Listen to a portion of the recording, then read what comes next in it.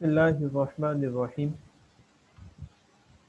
Students, ये आज का लेक्चर एप्लीकेशंस ऑफ डेरिवेटिव्स पे है कि डेरिवेटिव की एप्लीकेशन क्या है। अभी हमने प्रीवियस डेज में तकरीबन 2 वीक्स प्लस हो चुके हैं, हम डेरिवेटिव को समझ रहे थे कि डेरिवेटिव होता क्या है। लेकिन अब जो चैप्टर स्टार्ट कर रहे हैं, chapter number 5 applications of derivative का है कि डेरिवेटिव की एप्लीकेशंस क्या है। स्टूडेंट्स, ये चैप्टर आपके पेपर पॉइंट ऑफ व्यू के लिहाज से बहुत इंपॉर्टेंट है। पहली बात तो ये, इस चैप्टर में से बहुत सारे एमसीक्यूज डिफरेंट वेज से बन सकते हैं, तो इस वजह से आपने इस चैप्टर पे काफ़ी फोकस करना है। और इसके बाद हमारा लास्ट चैप्टर है वो है इंटीग्रेशन का, तो हमारी आउटलाइन वो ख़त्म हो जाएगी। तो टोटल 6 चैप्टर थे आपके कोर्स में, तो ये 3-4 लेक्चर्स में ये आपका चैप्टर 5 ख़त्म हो जाएगा। लेकिन इसके बाद जो है चैप्टर नंबर 6 वो लास्ट चैप्टर है इंटीग्रेशन का। एनी हो, मैं स्टार्ट करता हूँ। बच्चों, इसमें पहली चीज़ कि increasing decreasing function, absolute maximum, absolute minimum, local extremas, first and second derivative test, ये 4-5 चीज़ें जो हैं वो आप इसमें सीखोगे कि फंक्शन इंक्रीज कब होता है, किस कंडीशन में होता है, डिक्रीज किस कंडीशन पे होता है, एब्सोल्यूट मैक्सिमम किसको कहते हैं, मिनिमम किसको कहते हैं, रिलेटिव मैक्सिमम किसको कहते हैं। तो ये चीज़ें हम इसको इस चैप्टर में देखेंगे। इंट्रोडक्शन में वही बात को बताएगा कि an important application of the derivative is to find the optimal solution to the problem. मतलब सबसे इम्पोर्टेंट डेफिनेशन एप्लीकेशन जो है वो डेरिवेटिव की है कि हमें सॉल्यूशंस बताता है प्रॉब्लम के। हमारे डिफरेंट जो प्रॉब्लम्स होते हैं रेट ऑफ चेंज के लिहाज से या स्लोप के लिहाज से, तो हमारे पास वहाँ पे हमें इजीली सॉल्यूशन बताता है derivative. Optimization problems frequently arise in the engineering, physical science, medicine, biology, business, and economics. For example, if time is the main consideration in a certain problem, we might be interested in finding the quickest way to perform some task. And if cost is the main consideration, we might be interested in finding the least expensive way to perform that task. Mathematically, optimization problems can be reduced to finding the smallest or largest value of a function on some interval and determine where the smallest or largest value occur. तो optimisation के problem जितने भी बेटा होते हैं, optimisation का मतलब यही होता है, जो आपने शायद जिन लोगों ने एफएससी की है तो उन्होंने देखा होगा कि चैप्टर नंबर 5 सेकंड ईयर में, तो उसमें ऑप्टिमाइजेशन जो है वो प्रॉब्लम्स मौजूद हैं। ठीक है, कि हमें मैक्सिमम वैल्यू चाहिए हो फंक्शन की, मिनिमम वैल्यू चाहिए हो, ठीक है, या ग्राफ में या वैसे डेली लाइफ प्रॉब्लम में। ठीक है, तो तब हम जो है वो डेरिवेटिव को यूज करते हैं। अब स्टूडेंट्स, इसमें पहला टॉपिक जो मैं स्टार्ट कर रहा हूँ वो है इंक्रीजिंग एंड डिक्रीजिंग फंक्शन। कि when we can say function is increasing और decreasing, first of all we understand the concept of increasing, decreasing, and constant functions from the following graph as traveling from the left to right. बेटा वो पहले ही बात कर रहा है कि हम सिंपल पहले इंक्रीजिंग डिक्रीजिंग के कॉन्सेप्ट को समझने से पहले हम वैसे देखते हैं कि इंक्रीजिंग डिक्रीजिंग ग्राफ में होता क्या है। ठीक है, फर्ज करो स्टूडेंट्स, ये हमारे पास किसी भी फंक्शन का ग्राफ है। ठीक है, तो अब ये फंक्शन ऐसे स्लोप ऊपर को चढ़ रही है, मतलब ऐसे ऊपर को जा रहे हैं। ठीक है, इसका मतलब है कि इतने यहाँ से लेके यहाँ तक जो बिल्कुल टॉप पॉइंट है, यहाँ तक फंक्शन बढ़ रहा था। मतलब नीचे से यहाँ तक फंक्शन बढ़ रहा था, मतलब कहने का कि ये फंक्शन इंक्रीज हो रहा है।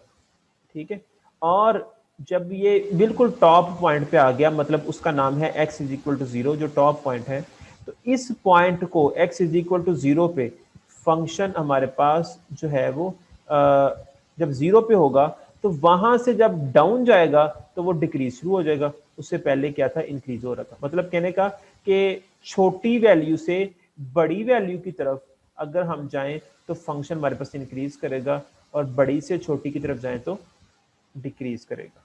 इसी तरह से यहाँ पे जो है वो यहाँ तक जो है वो इंक्रीज कर रहा था, इसी तरह से छोटी वैल्यू से फिर बड़ी की तरफ बढ़ना शुरू हो गया तो वो इंक्रीज कर रहा है। और स्टूडेंट्स जब वो इस जगह पे पहुंचा तो वो ग्राफ बिल्कुल स्ट्रेट हो गया, सीधा। जब बिल्कुल ग्राफ सीधा हो जाए तो मतलब कहने का कि वो फिर हमारे पास कांस्टेंट ग्राफ, फंक्शन का ग्राफ होता है। मतलब जैसे x इज इक्वल टू 2, तो इस पॉइंट पे x2 है, तो ये x इज इक्वल टू 2 का ग्राफ यहाँ से सीधा ऐसे जा रहा है। तो कांस्टेंट फंक्शन का बेटा याद रखिएगा ग्राफ स्ट्रेट लाइन होता है, जैसे ये बिल्कुल सीधा जा रहा है। तो इंक्रीजिंग बता दिया आपको कि इस तरह, और डिक्रीजिंग इस तरह होता है। ये सर्च मैंने आपको बताया कि ये किस तरह हम इसको देखते हैं। वही बातें इसने यहाँ पे बताई हुई हैं, मैं इसको नहीं पढ़ रहा, लेकिन अब मैं इसकी डेफिनेशन पे लेके जाता हूँ। इसकी प्रॉपर डेफिनेशन है क्या। अब students increasing and decreasing and constant functions ये क्या है। First of all, let f be defined on an interval and x1, x2 be two arbitrary points in the interval. First of all, मैं कहता हूं कि f हमारे पास कोई function है जो कि x1 और x2 दो आर्बिट्रेरी पॉइंट्स हैं किसी भी इंटरवल के अंदर, ठीक है। f हमारे पास कोई भी फंक्शन है और वो f फंक्शन डिफाइन है किसी भी इंटरवल के ऊपर आर्बिट्रेरी, तो उसके अंदर से मैं कोई दो आर्बिट्रेरी पॉइंट, आर्बिट्रेरी मीन कोई भी दो पॉइंट्स लेता हूं। अब f इंक्रीज करेगा अगर क्या हो कि अब x1 छोटी वैल्यू है, x2 बड़ी वैल्यू है। कि अगर मैं छोटी वैल्यू पुट करूं फंक्शन के अंदर तो आंसर छोटा आए, बड़ी वैल्यू पुट करूं फंक्शन के अंदर तो आंसर बड़ा आए, तो स्टूडेंट्स इसको हम फिर कहेंगे कि f इज इंक्रीजिंग फंक्शन है। देखिए बेटा, जो हमारे पास इंटरवल मौजूद था, अगर मैंने छोटी वैल्यू फंक्शन के अंदर पुट की तो आंसर छोटा आ रहा है, और अगर बड़ी वैल्यू पुट करता हूं फंक्शन के अंदर तो आंसर बड़ा आ रहा है। तो इसका मतलब है कि मेरे पास फंक्शन इंक्रीज होगा। मिसाल के तौर पर मैं आपको समझाता हूं तो बात ज़्यादा और क्लियर हो जाएगी आपकी। देखें बच्चों, अगर मैं कहता हूँ इसको 1 है, ये हमारे पास 2 है, 2 ग्रेटर है 1 से। अगर मैं दो, ये इंटरवल हमारे पास कौन सा है जी, मैं कह देता हूँ -3 से लेके +5 तक, ये इंटरवल मेरे पास है, ठीक है। कोई भी इंटरवल हो सकता है। तो इस इंटरवल में से मैंने कोई से दो पॉइंट लिए, एक 1 लिया और एक x2 लिया, 2 लिया, 1 और 2 मैंने लिए, दो आर्बिट्रेरी पॉइंट्स इस इंटरवल में से। अब मैंने देखा कि जो छोटा पॉइंट है अगर मैं फंक्शन के अंदर पुट करूं तो मेरे पास आंसर क्या आ रहा है, छोटा, और बड़ा पॉइंट पुट करूं तो आंसर बड़ा आ रहा है। तो मैं कह सकता हूं कि ये एफ फंक्शन इस इंटरवल के ऊपर इंक्रीजिंग है, ठीक है। सिमिलरली अगर मेरे पास वही मैं छोटा पॉइंट पुट करूं फंक्शन के अंदर तो आंसर बड़ा आ जाए, लेकिन बड़ा पॉइंट पुट करूं फंक्शन के अंदर तो आंसर छोटा आ जाए, तो फिर मैं कह सकता हूं कि ये फंक्शन एफ जो है वो डिक्रीजिंग है। समझ आ रही बात की। और थर्ड थिंग है कि अगर मैं कहूं कि दो पॉइंट्स मेरे पास हैं, अगर मैं फंक्शन के अंदर x1 पुट करूं तो जो आंसर आता है मिसाल के तौर पर 2 आंसर आता है, और x2 के अंदर जब फंक्शन 2 पुट करूं फंक्शन के अंदर तो आंसर फिर भी 2 आता है। तो मतलब कहने का कि जब मैं फंक्शन के अंदर दो पॉइंट्स पुट करूं दोनों का आंसर सेम आता है। मिसाल के तौर पर जैसे अभी मैंने आपको बताया था कि जब वो ग्राफ स्ट्रेट हो गया, ठीक है, जिसको हमने बोला कि f इज इक्वल टू हमारे पास जो है वो 2, ये ग्राफ है, ये फंक्शन है, तो इसका जारी बात है इसके अंदर आप वैल्यू पुट करें, यहाँ पे आप 1 पुट करें इस जगह पे, या आप 2 पुट करें तो आंसर, या 3 पुट करें आंसर में से 2 रहना है। मतलब कहने का कि f is constant on the interval अगर x1 और x2 बराबर हो, ठीक है।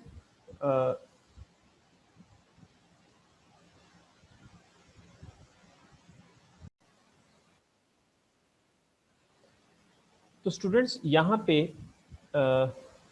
अब इसको अगर ग्राफिकली देखें इंक्रीजिंग और डिक्रीजिंग की, तो ऐसे होगा कि x1 अगर ये पॉइंट है इन जनरल, x2 ये पॉइंट है, तो बच्चों जब x1 की वैल्यू जो होगी बेसिकली होता ये है, बेसिकली होता स्टूडेंट्स ये है कि y is equal to f of x होता है। ठीक है।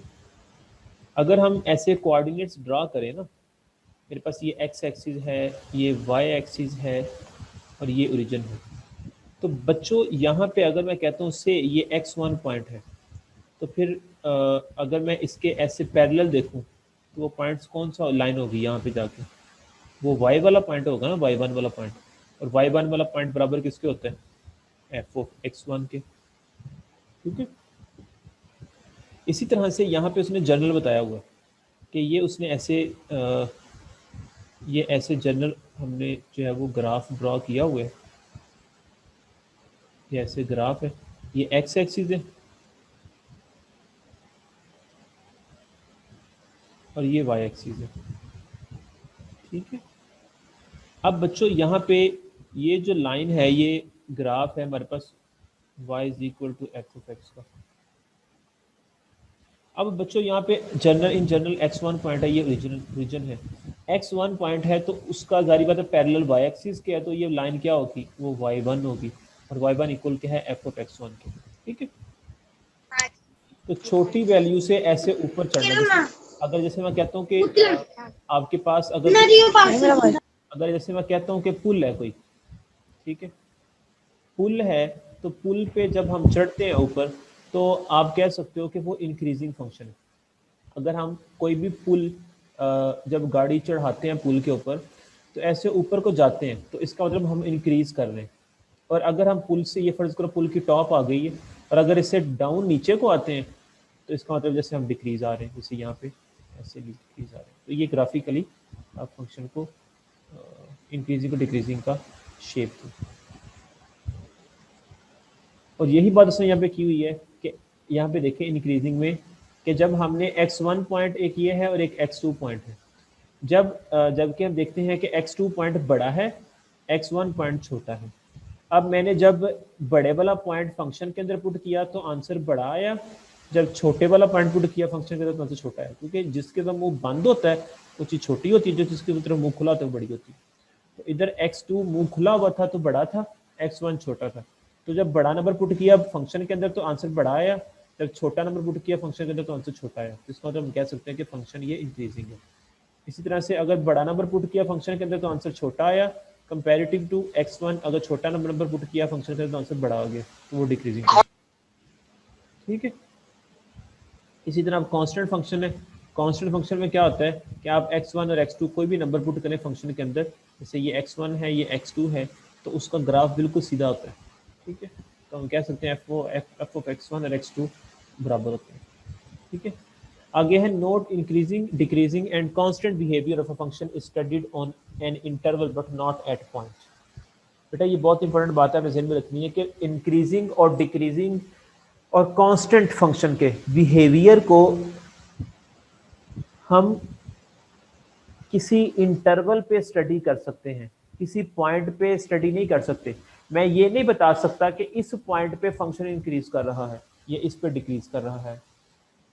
जैसे स्टूडेंट्स अभी मैंने बताया आपको कि ये इंक्रीजिंग कर रहा है, तो मैं इसको बताता हूँ एक इंटरवल के लिहाज से, डिक्रीजिंग बताता हूँ एक इंटरवल के लिहाज से, कांस्टेंट बताता हूँ एक इंटरवल के लिहाज से, लेकिन पॉइंट पे नहीं बता सकता कि x2 पॉइंट पे फंक्शन इंक्रीज कर रहा है या डिक्रीज कर रहा है, तो वो नहीं बता सकते।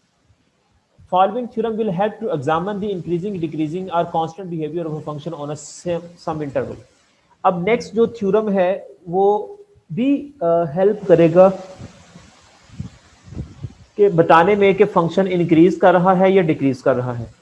ठीक है। तो सबसे पहले f b a function that is continuous on a closed interval a b and differentiable on an open interval. अब फंक्शन स्टूडेंट्स हमारे पास एक है कि वो कंटिन्यूस है क्लोज इंटरवल पे और डिफरेंशिएबल है ओपन इंटरवल पे। ठीक है।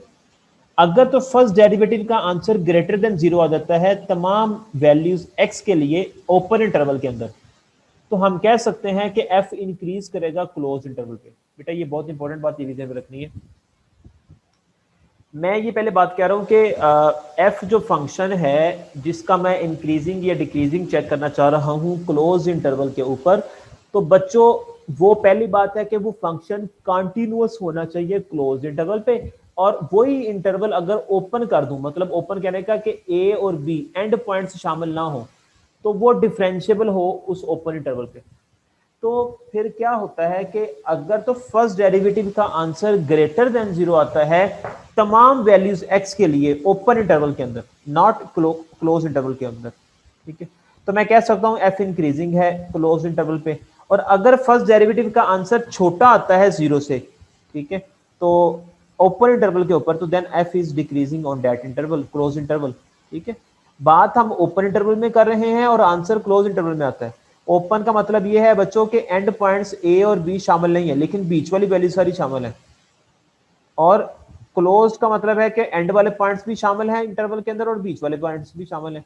मिसाल के तौर पर मैं अगर कहता हूं कि यहाँ पे 3 to 7 ये इंटरवल है, ठीक है, तो इसका मतलब है ये ओपन इंटरवल है, क्योंकि इसमें छोटी ब्रैकेट दी हुई साथ, तो ये 3 और 7 इंटरवल के अंदर मौजूद नहीं है, बल्कि इनके दरमियान वाली सारी वैल्यूज बीच में इंक्लूड है, ठीक है। और इसी तरह से अगर मैं इसको ऐसे लिखता हूँ 3,7, तो इसका मतलब है कि ये 3 भी मौजूद है, 7 भी मौजूद है और इनके बीच वाली वैल्यूज भी मौजूद है, ठीक है। ये क्लोज इंटरवल है। तो बच्चों ये बात अगर फर्स्ट डेरिवेटिव का आंसर छोटा है ओपन इंटरवल के ऊपर, तो हम कहेंगे कि एफ डिक्रीजिंग है क्लोज इंटरवल के ऊपर। और स्टूडेंट्स अगर हमारे पास फर्स्ट डेरिवेटिव का आंसर 0 आ जाए, अगर फर्स्ट डेरिवेटिव का आंसर 0 आ जाए for every value of x in open interval, तो जो ओपन इंटरवल है उसके ऊपर सारी वैल्यूज के ऊपर फंक्शन का आंसर 0 आ जाए, तो हम कह सकते हैं F is constant on close interval, ठीक है।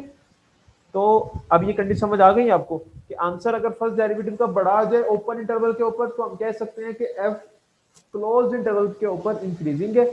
अगर फर्स्ट डेरिवेटिव का आंसर स्टूडेंट्स छोटा आ जाए 0 से, तो हम कह सकते हैं ओपन इंटरवल के ऊपर, तो हम कह सकते हैं कि एफ डिक्रीजिंग है क्लोज इंटरवल के ऊपर। और अगर हमारे पास फर्स्ट डेरिवेटिव का आंसर 0 के इक्वल आ जाए किसी भी ओपन इंटरवल के ऊपर, तो हम कह सकते हैं एफ कांस्टेंट है क्लोज इंटरवल के ऊपर, ठीक है। नेक्स्ट है any point where f is neither increasing not decreasing is called stationary point. Students function के अंदर कुछ ऐसे पॉइंट्स भी होते हैं जहां पे फंक्शन ना तो इंक्रीज कर रहा है ना डिक्रीज कर रहा है, और वहां पे फिर कंडीशन क्या एग्जिस्ट करती है कि फर्स्ट डेरिवेटिव उसका बराबर 0 के होता है, तो हम कह सकते हैं ये स्टेशनरी पॉइंट है। अगर फर्स्ट डेरिवेटिव बच्चों बराबर 0 के आ जाए, तो हम कह सकते हैं कि उस पॉइंट पे हमारे पास फंक्शन स्टेशनरी है, ठीक है जी। अब मैं क्वेश्चन करवाता हूँ, बात ज्यादा क्लियर हो जाएगी। पहले बात बताते हैं इंक्रीजिंग और डिक्रीजिंग है क्या हमारे पास। उसने कहा इंटरवल बताएं जिसपे ये फंक्शन इंक्रीज कर रहा है या डिक्रीज कर रहा है। बेटा गौर से देखिएगा, f of x which is equal to x square minus 4x। सबसे पहला काम हमने क्या करना है कि इसका फर्स्ट डेरिवेटिव लेना है। फर्स्ट डेरिवेटिव लेंगे जब भी बेटा आपने इंक्रीजिंग और डिक्रीजिंग को बताना है, तो आपने जब भी मैंने जो थ्योरम बताया है वो आपने इसको इस्तेमाल करना है। जो प्रीवियस बात की है वो भी इस्तेमाल कर सकते हैं, लेकिन ये ज्यादा इजी है और ज्यादा एक्यूरेट आपकी बात क्लियर हो जाएगी। आप क्या करोगे, फर्स्ट डेरिवेटिव पहले फंक्शन का डेरिवेटिव लोगे, डेरिवेटिव लिया तो क्या आ जाएगा 2x माइनस 4, तो ये मेरे पास डेरिवेटिव आ गया फंक्शन f का, ठीक है। अब मुझे क्या करना है, मुझे पहले बताना है जब कभी भी इंक्रीजिंग और डिक्रीजिंग चेक करना हो, तो आपने सबसे पहले क्या करना है, फर्स्ट डेरिवेटिव का आंसर बराबर 0 के रखना है, ठीक है। फर्स्ट डेरिवेटिव का आंसर बराबर किसके रखना है, 0 के। जब फर्स्ट डेरिवेटिव का बच्चों बराबर 0 के रखोगे, तो वहां से आपके पास आएगा स्टेशनरी पॉइंट, क्योंकि अभी हमने डेफिनेशन पढ़ी है स्टेशनरी पॉइंट की। तो f dash of x equal to 0, तो यहाँ पे एफ डैश ऑफ एक्स की कीमत क्या है, 2x माइनस 4 वो आ गई, इज इक्वल टू 0। अब यहाँ से 2 कॉमन निकाला, 2 into x minus 2 is equal to 0, तो यहाँ से बेटा 2 इक्वल टू 0 नहीं होता, लेकिन x माइनस 2 इक्वल टू 0 होगा, ठीक है। और यहाँ से हम वैल्यू निकाल लेंगे, 2 नॉट इक्वल टू 0, लेकिन x minus 2 which is equal to 0, यहाँ से x की वैल्यू क्या आ गई, 2 आ गई, ठीक है जी। तो जिस पॉइंट फर्स्ट डेरिवेटिव को अगर हम बराबर 0 के रखें, तो वहां से जो भी पॉइंट क्रिएट हो, this point is known as stationary point students, ठीक है, फॉर दैट फंक्शन। तो अब हम कह सकते हैं कि ये point x is equal to 2 stationary point है इस फंक्शन के लिए, ठीक है। एक चीज फाइंड हो गई। अब मैं चलना चाहता हूं कि इंक्रीजिंग और डिक्रीजिंग बताना है। बेटा जो हमारे पास स्टेशनरी पॉइंट आ जाएगा, जो भी हमारे पास स्टेशनरी पॉइंट आ जाएगा, उसी की हेल्प लेते हुए हम अपना इंक्रीजिंग और डिक्रीजिंग बताएंगे, ठीक है। अब बच्चों हम देखते हैं फर्स्ट डेरिवेटिव। अब जो स्टेशनरी पॉइंट आया था आपके पास, आप उसी को एक बार बढ़ा लेके देखोगे इसी से कि वैल्यू अगर 2 से बड़ी हो तो आंसर के पे क्या इफेक्ट करेगी, और अगर 2 से छोटी हो तो आंसर पे इफेक्ट क्या करेगी। तो पहले मैंने देखा कि अगर वैल्यू x इज 2 से बड़ी है तो फर्स्ट डेरिवेटिव का आंसर क्या आता है। देखो यहाँ पुट करके देखें, अगर 2 से बड़ी वैल्यू पुट करके देखें फर्स्ट डेरिवेटिव के अंदर, इस डेरिवेटिव के अंदर अगर हम बेटा 2 अगर हम बेटा हम 2 से बड़ी वैल्यू पुट करें फंक्शन के अंदर f डैश ऑफ x के अंदर, तो देखते हैं आंसर क्या बड़ा आता है या छोटा आता है। चेक करें जरा, यहाँ पे 2 से बड़ी वैल्यू क्या है 3 पुट करके देखें, 3 2 जा 6, 6 में से 4 निकालें तो आंसर क्या आएगा बच्चों 2 आएगा। मतलब x का आंसर जो फंक्शन का है वो 2 आया है, जो कि 0 से बड़ा है, 2 0 से बड़ा है। इसी तरह आप 4 पुट करके देखें, 4 2 जा 8, 8 में से 4 निकालें तो 4 आया। मतलब यहाँ कहने का कि अगर आपने 2 पुट किया तो यहाँ पे function f dash of x का आंसर 4 आ गया, तो मतलब फिर भी आंसर बड़ा है। इसका मतलब हुआ कि f is increasing in the interval 2 two plus infinity. Okay, कि जब आंसर हमारे पास 2 से बड़ा पुट करेंगे नंबर, तो वहां पे उस इंटरवल के ऊपर 2 से प्लस इन्फिनिटी तक रखो। स्टूडेंट्स आपको पता है ना कि ये आपके पास इंटरवल होता है, ये वाला ऐसे इंटरवल, ये आपके पास प्लस इन्फिनिटी है आगे को,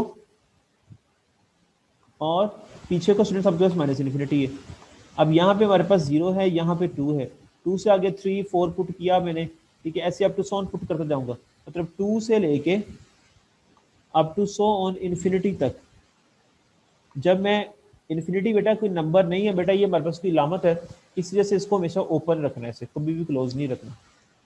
तो अब देखें बेटा सभी पे आंसर मेरे पास 0 से बड़ा आ रहा है, तो मैं कह सकता हूँ फर्स्ट डेरिवेटिव का आंसर 0 से बड़ा आ रहा है, तो f इंक्रीजिंग है इस इंटरवल के ऊपर। इसी तरह से अब इंटरवल पीछे रह गया, वो कौन सा है 2 से लेके -2 तक इन्फिनिटी तक। मतलब कहने का कि ये अब 2 से पीछे की तरफ माइनस इन्फिनिटी तक में चेक करना है कि मेरे पास फंक्शन का आंसर क्या आता है। अब मैं कह रहा हूँ कि 2 से छोटी वैल्यू जब पुट करेंगे फंक्शन के अंदर, अब यहाँ पे 1 पुट करें तो 2 एक 1 जा 2 और -4 आंसर क्या आ जाएगा -3, आंसर छोटा आ गया 0 से। इसी तरह से आप जो है वो 0 पुट करें यहाँ पे तो आंसर क्या आ गया -4, तभी छोटा आ रहा है।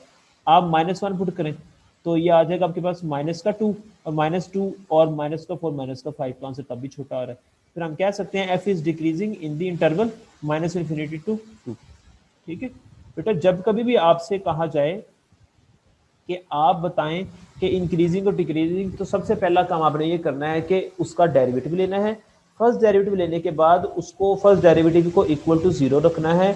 वहां से आपके पास आ जाएगा स्टेशनरी पॉइंट। जब स्टेशनरी पॉइंट आ जाएगा तो बच्चे आपने उस स्टेशनरी पॉइंट को इस्तेमाल करना है। एक बार आप 2 से बड़ा जो स्टेशनरी पॉइंट आएगा उससे बड़ा वैल्यू चेक करेंगे फंक्शन के अंदर पुट करके, फिर एक बार छोटी वैल्यू पुट करके देखेंगे, तो आपको पता चल जाएगा कि हमारे पास वो आंसर फर्स्ट डेरिवेटिव का क्या आता है, बड़ा आता है या छोटा आता है। ठीक है,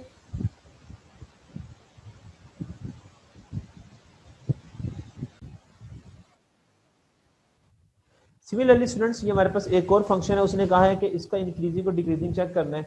तो सबसे पहला काम वही, हम फर्स्ट डेरिवेटिव लेंगे। फर्स्ट डेरिवेटिव लिया, फर्स्ट डेरिवेटिव लेने के बाद हम उसको रखेंगे 0 के इक्वल। जब कभी भी इंक्रीजिंग और डिक्रीजिंग निकालने के लिए कहा जाएगा तो पहले फर्स्ट डेरिवेटिव लेना है और उसको इक्वल टू 0 के रखना है, ताकि वहां से स्टेशनरी पॉइंट हासिल किया जा सके।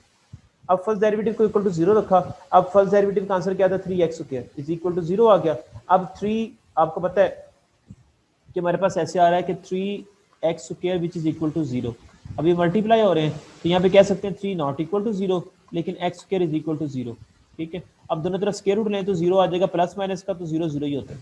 ठीक है, प्लस का हो या माइनस का हो, समझ आई बात की स्टूडेंट्स। इस वजह से मैंने सिंपल 0 ही रखा है। यहाँ पे हमारे पास आ गया x इज इक्वल टू 0, तो हम कह सकते हैं ये हमारे पास स्टेशनरी पॉइंट आ गया। अब बच्चों हम यही करेंगे काम कि ये स्टेशनरी पॉइंट जो हमारे पास क्रिएट हुआ है, हम देखेंगे इसको यूज करते हुए कि एक बार स्टेशनरी पॉइंट से बड़ा वैल्यूज देखेंगे और एक बार स्टेशनरी नंबर से छोटा वैल्यू देखेंगे।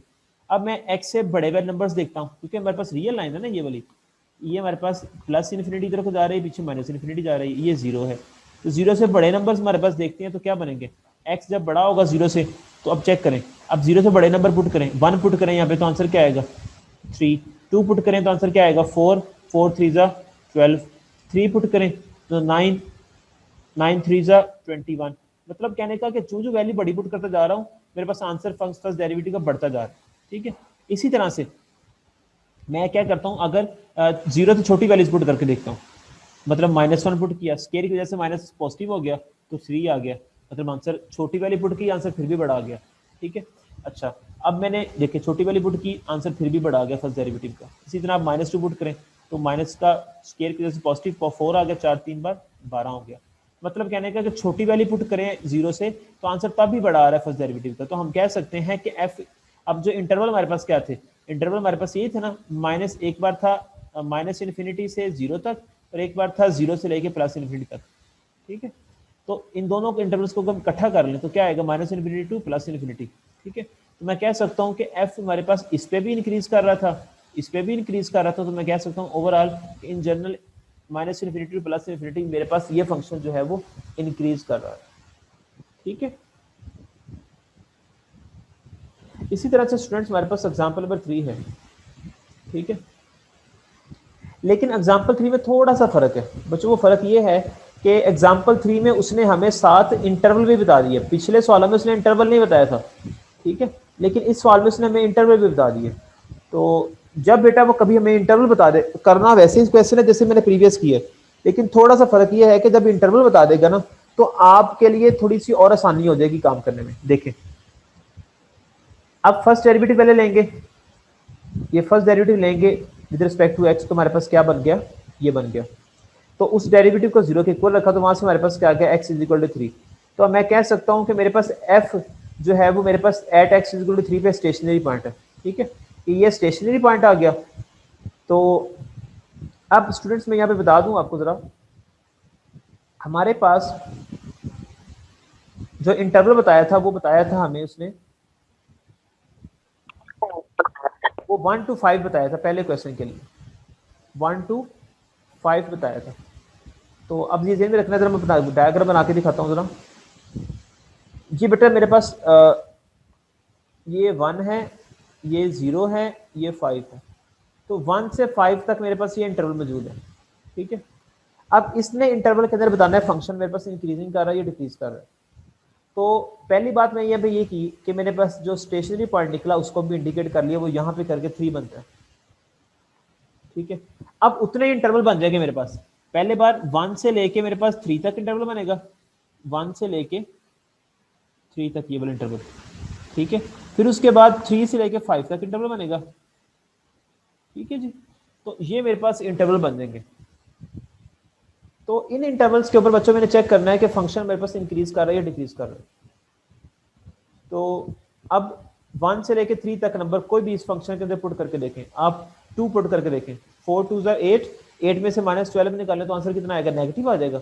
मतलब कहने का कि अगर मैं 1 से 3 तक नंबर कोई पुट करता हूं तो फंक्शन का आंसर क्या आता है, 1 से 3 नंबर को भी पुट करता हूं तो फंक्शन का आंसर क्या आता है, लेस आता है। अगर लेस आ गया तो इसका मतलब यह हुआ कि फंक्शन मेरे पास डिक्रीज करेगा, कि छोटी वैल्यू पुट करने से आंसर बड़ा आ गया। ठीक है, अब इसी तरह से 3 से 5 अगर नंबर पुट करते हैं इस फंक्शन के अंदर, अगर हम 4 पुट करते हैं यहाँ पे, ठीक है, 16 आ गया, 16 में से -12 निकालें तो कितना आंसर आ गया, -6। तो वो भी क्या हो गया, उसका आंसर भी फंक्शन का आंसर लेस हो गया। कि मेरे पास जब 3 से 5 नंबर को भी पुट किया, मेरे पास 4 पुट किया, 4 जा 16, तो 16 में से 12 निकाला तो 4 आंसर आ गया, पॉजिटिव आ गया। मतलब जब ये इंटरवल पुट किया तो आंसर क्या आ गया, ग्रेटर आ गया।